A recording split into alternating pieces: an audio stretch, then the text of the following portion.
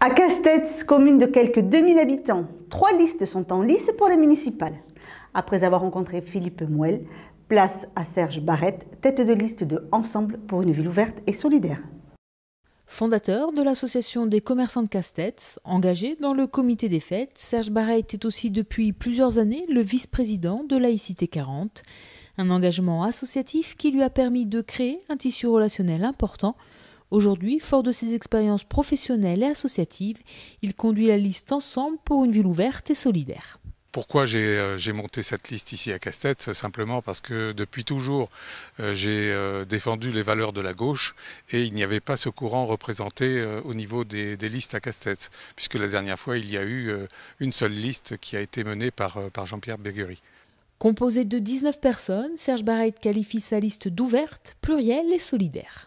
J'ai contacté bien entendu des responsables associatifs et puis des personnes que je savais être de sensibilité de gauche sur la commune, adhérents du Parti Socialiste ou pas, puisqu'il y a 4 adhérents du Parti Socialiste seulement sur 19 candidats de ma liste, les autres étant plutôt de sensibilité de gauche ou même sans aucune étiquette politique, puisqu'il y a la moitié de la liste qui est sans étiquette politique. Donc une liste réellement plurielle.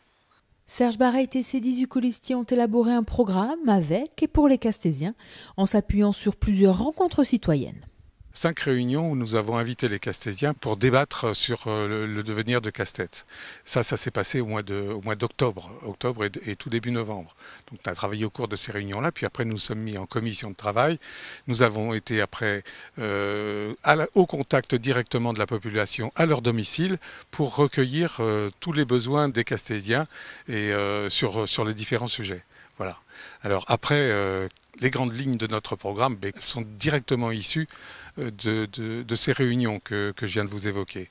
Et en particulier, il y a le problème des finances, c'est le problème numéro 1.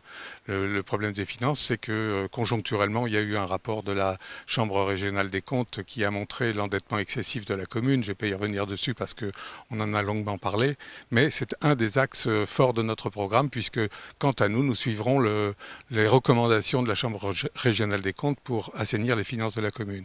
Il y a un deuxième axe qui est l'urbanisme, puisqu'on a un gros problème d'urbanisme ici à Castets, dans la mesure où c'est un village dans lequel on ne fait que passer, quoi. On sort de l'autoroute et puis on s'en va après sur la côte. Et quand on rentre dans le cœur du village, on s'aperçoit qu'il n'y a pas de cœur de village. Il y a peu ou plus de commerçants et puis il n'y a surtout pas de cœur de village.